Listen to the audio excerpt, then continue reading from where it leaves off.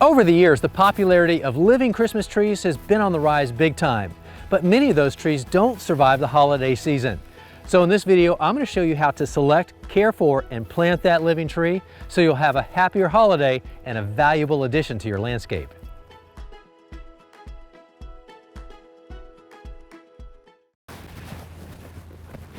When purchasing a living Christmas tree, be sure to choose a variety that's going to grow well in your area and also be familiar with the mature height and the width. And it's also a good idea to know where you're going to plant it in the landscape. The most common tree species used for living Christmas trees include spruce, pines, and firs. Although many garden centers market any cone-shaped tree as an option for Christmas. Although these may not be considered traditional choices, they may be the best option for your area. Now, ideally, before you bring your tree home, make sure that you're buying healthy stock because sometimes these trees are left over from prior seasons and they're not in the best of shape. Check the tree for good color and needle retention, soft, flexible branching, and a root system, if you can see it, that isn't bound by its container. The root area should be moist and not overly dry from lack of water. Also, look your tree over for any signs of disease or pest damage. Okay. Now, once you bring your tree home, it needs to stay outside in a protected area, and you gotta try to avoid the temptation to bring it in too early. Just a few days before Christmas is ideal. But the first thing you want to do at this point is make sure that you give it plenty of water, because a lot of times in the nursery that doesn't happen. So water it in. And as to where you place your tree, keep it out of direct sun and keep it out of an area that's really windy. And again, the most important thing is to hold off on bringing it in. What you're trying to do is acclimate this tree as it's getting ready to go inside for a few days. 1 or 2 days before Christmas is best, but no more than a week. Your home is an inhospitable environment for a living tree. Climate-controlled homes are warm and dry.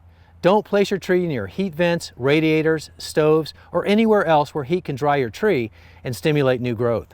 Be sure to keep an eye on the soil and keep it moist.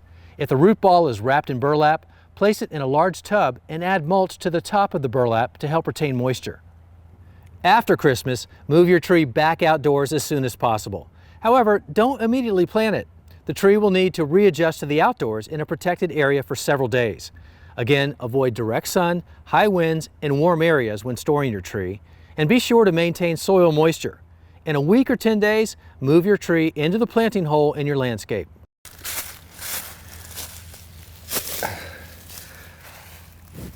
Okay, the hole is already done, and that's a very good idea, especially if you live in an area where the ground can freeze. Believe me, you're going to be really glad this hole is already ready to go. But then, once it is and you're ready to get this tree into the ground, you plant it just like you would any other tree. So the way that you dig the hole is to make sure that the area for the root ball is about twice as big as the root ball, at least in width, but never any deeper. In fact, it's better to plant it a little bit high. All right, so this hole is ready. Now just getting the tree out. Okay. Now I noticed when I was inspecting this tree, this is a really tightly bound root ball. And this is a good indication that this tree probably has been around for a few seasons in this exact same container. So my options are to just forego buying this tree and look for another one, but you know, I was running out of time.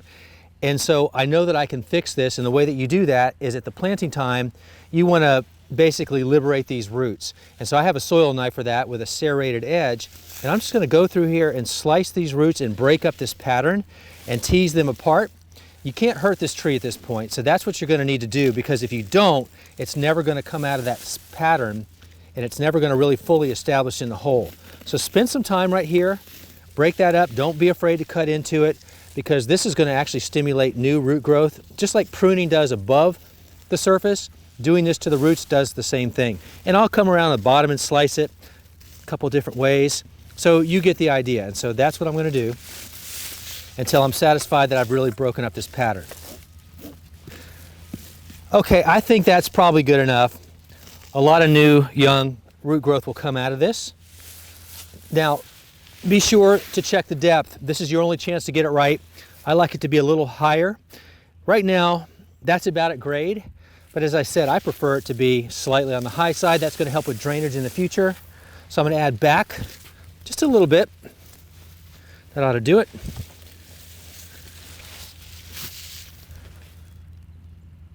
Yeah, that's about right. So now I'm just going to backfill with a native soil. You don't need to amend it at this point. In fact, trees establish better if you just backfill with only the native soil. So that's the next step. Okay, just native soil, all filled in, not compacted, because that's going to hamper drainage. But now you do want to make sure that you have adequate moisture in here, especially in the wintertime because the air is naturally dry. It's extra important that you come in here and you keep this watered for a few months. You know, you don't have to do it all the time, but just make sure that you add some good water in here. So I'll do a little bit now and I'll come back in about an hour once everything's settled in and add some more. But the last thing you always want to do is add some mulch. Mulch is going to help retain the moisture in the soil. It's going to keep the roots warmer and prevent them from freezing. And it's just a good practice to do anytime you're planting trees or shrubs. This is shredded leaf mulch, just leaves that I collected from around the property. Shred them up, let them break down for about 6 months, and look at that. That is just great mulch right there. Go out to at least the drip line, and you can't go too far, so if you got mulch to spare, you use it here. And that's going to do it. Like I said, I'll come back in another hour or so, make sure I give this another nice drink of water, and then keep an eye on the moisture by doing the finger test, sticking my finger in, making sure it stays moist. And that's going to do it. But if you can take care of your tree before, during, and after the holiday season, you're going to set that tree up for success for years to come.